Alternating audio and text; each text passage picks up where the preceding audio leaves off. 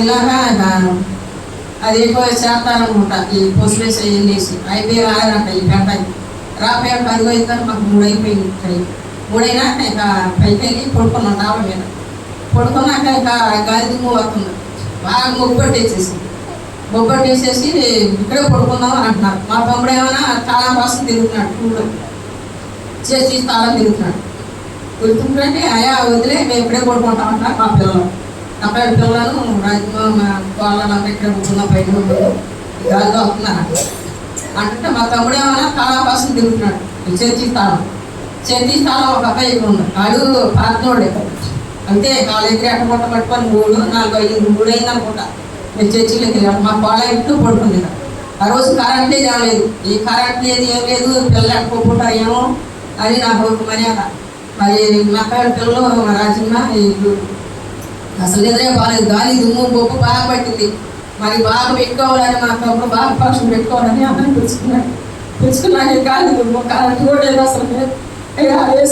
ఏమన్నా అక్కడ పిల్లలు మేము నేను కూర్చొని పడుకున్నా. కానీ అక్కడ పిల్లలు రాజమ్మ వీళ్ళందరికీ రోడ్డు పడుకోలేదు. ఇక వచ్చిన వంటలోడు మరి మేము ఇక దూరపారం వచ్చారు. అందరూ చర్చి అంతా నిండిపోయారు. ఇంత ఉంది చర్చి ఊరిగాల్లో. ఆ చర్చిలో ఇక పడుకున్నాక నిద్ర పట్టాయా. గాలి దుమ్మయ్యా, కరెంట్ లేదు. మా మనవడా ఏడుతున్నాడు. గాలి లేని ఆ ఉసులు ఉండలేడు. ఇక తలుపు తీసినాక కిటికీలన్నీ తలుపులై తీసాం. తెలిసినాక ఆ తలుపు ఎదురుగా ఇక మా పొట్టేడను పక్కన పడుకున్నాక అప్పుడు ఏడుతూ ఉన్నాడు మా మనవడ. ఇక బాగా అసలు మా పిల్లలకి నిద్ర బాగా మా పిల్లలు రాజు ఎప్పుడు నిద్ర బాగాలేదు.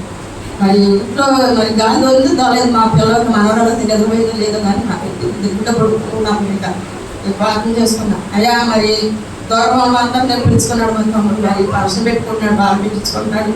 అయ్యా నీ పందలయ్యా మరి గుళ్ళో సాధ్యం చెప్పుకుంటాను. అయ్యా దేవుడు చిన్న సాక్ష్యం అపార్ట్మెంట్లో కార్యం చేసినయ్యా, చిన్న కార్యం కూడా సహాయం చేయయ్యా అని ప్రార్థన చేసుకున్నాక దేవుడు కలగట్టు 4 ఇంటికి ఇచ్చాడు కరెంట్. అయ్యా మరి గాలి పోవాలన్నా ఉబ్బట్టి మరి అంత తేలిపోయింది. వాతావరణం కూడా మంచి వాతావరణం ఇచ్చాడు. పర్షన్ కూడా బాగా జరిగింది. ఈ చిన్న సాక్ష్యం దేవుడికి ఎదుగుతాను. నిన్నంటే చిన్ని కొట్టి కడుపు లేపు వచ్చింది. నీ పని ఇక్కడ ఏడుతున్నాడు. ఏడుతుంటే మరి హాస్పిటల్ తీసుకెళ్ళాడు. బాబాలను రాజుని తీసుకెళ్తే పిల్ల ఇచ్చారంట. కొద్ది పర్వాలేదంట. చిన్న సాక్ష్యం కొట్టి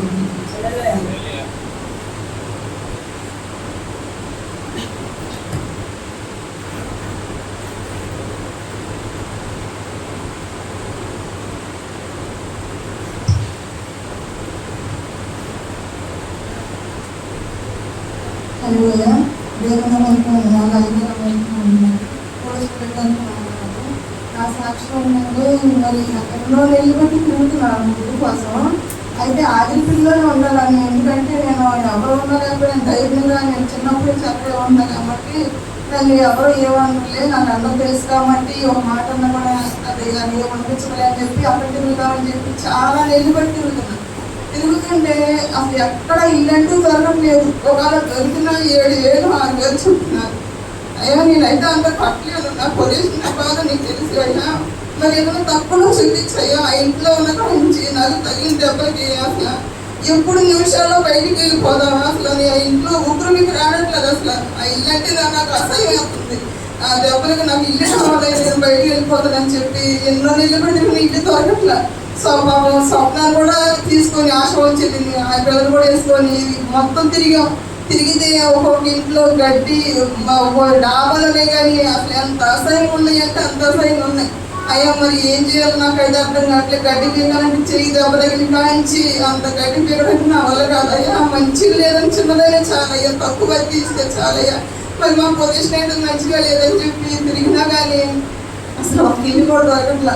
ఆమె గట్టి మీదకి వెళ్దామన్నా కానీ లేవు. సర్లే నీకు చెప్తాను ఎక్కడ ఉందాయో, నువ్వు ఎప్పుడు ఇస్తావు అది నీకు ఇష్టమైనప్పుడు ఇవ్వని చెప్పి సర్లే అని చెప్పి మా అన్నయ్య ఉన్నాడు. చిన్నవారికి వెళ్ళి వచ్చాము. వస్తే సరే అక్కడ బిల్డింగ్ ఉంది, అది సంవత్సరం బట్టి ఖాళీగా ఉంటుందంట. అయితే దానికోసం తిరుగుతున్నారు, చాలా మంది తిరుగుతున్నారు. ఆ ఇల్లు అక్కడ ఉంది, వాటర్ లేదు కదా అని చెప్పి బాగా అనుకూలంగా ఉంటుందని చెప్పి తిరుగుతున్నారు. అయితే ఆయన 5,000 చెప్తున్నాడు. 5,000 నాకు చెప్పాడు. చెప్తే వాళ్ళు వేరే వాళ్ళు కూడా వెళ్ళిపోయారంట. అంత ఇవ్వలేమని. సరే మీరైతే ఉండేలాకైతే 5,000 ఇవ్వండి అమ్మా అన్న. 5,000 అయితే నేను ఇవ్వలేనండి, నేను ఉండే 2 కాడించి 27 బట్టి 2,000 కాడించమంటున్నాను. అందుకని నేను అకౌంట్లో ఎప్పుడైతే మీకంటే ఆ బిల్లింగ్ నాకు దేవుడి కోసం నా అకౌంట్లో పెట్టుకోవడానికి అవకాశం ఉంటుందని ఆశపడి మరి ఎక్కడున్నా వరండా దొరకట్లేదు, ఎంతవరకు 2 గదులే. మరి సేవకుల్ని కూడా బిడ్డలు వాళ్ళని పిలిపించి పెట్టుకునే సోమతి కూడా కొట్టలేదు. కానీ ఈ విధి వదులుకొని నా దేవుడు నా ఇంట్లో ఆహ్వానించాలని వరండా మంచిని నాకు చూపించాయి అన్నప్పుడు మరి దేవుడు మరి అక్కడ అన్నయ్యను మాట్లాడాలి. మరి ఇక్కడ ఇల్లైతే కొద్ది బాగుంది, మేము ప్రార్థన పెట్టుకోవడం కూడా బాగుంటుందని మరి అంత అదైతే నేను కట్టలేదు. నా బాధలు నీకు తెలుసు కానీ నీ దగ్గర నేను ఉన్నాను కదా. నేను అడిగినప్పుడు అయ్యా బిడ్డ పరిస్థితి బాగోలేదు, మరి ఆ బిడ్డ చూసి ఇల్లు పడినప్పుడు మరి ఆ బిడ్డ ద్వారా మరి 4 వేలు ఒప్పుకున్నాడు. మరి 4,000 ఇమ్మన్నాడు. సర్లేండి దేవుడే ఇచ్చిన ఆశపడుతున్నాను. మన రీతిగా సంఘాన్ని సేవకులైనప్పుడు పేదలు పెట్టించుకోవడానికి మీకేమైనా అడిగిన పేదలు జ్ఞాపకం చేసుకున్నాను. ఏం అడగట్లేదు, ఆస్తులంతా దేవుడే చూసుకున్నాడు. నా బిడ్డలు ఆ బిడ్డలు దేవుడికి చెప్పుకున్నాను. నా బిడ్డలు భవిష్యత్తు జీవితమైన ఆ దేవుడు చేసిన తప్ప నేనే ఏమి చేయలేను, పోషించాను, పెద్దవాళ్ళు చేశాను అంతే. ఇక అన్ని దేవుడికి అర్పించుకున్నారు. కానీ సేవకుల సంఘాన్ని ఇంటికి పిలిపించుకొని నేను అక్కడ పేదలు పెట్టుకున్నాను. సభగా దయచేసి నాకు నేను ఏదైనా పేదలను జ్ఞాపకం చేసుకోమని ఇచ్చిన సాక్ష్యం దేవుడు దీవించిన దేవుని నామమున జనసంఘంలో ఉన్నాడు. ఇది చెప్పే సాక్ష్యం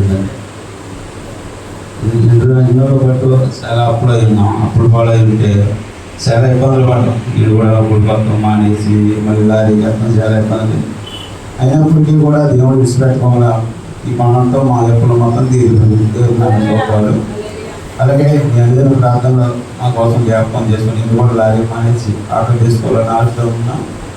అమ్మగారు కూడా చెప్పాను అన్నమాట. తర్వాత జనాలకి ప్రయత్నించాలి జీవి చేయించాలి. జనం కోసం ప్రాంతాల్లో జ్ఞాపకం చేసుకుని చిన్న సాక్షి దేవుడు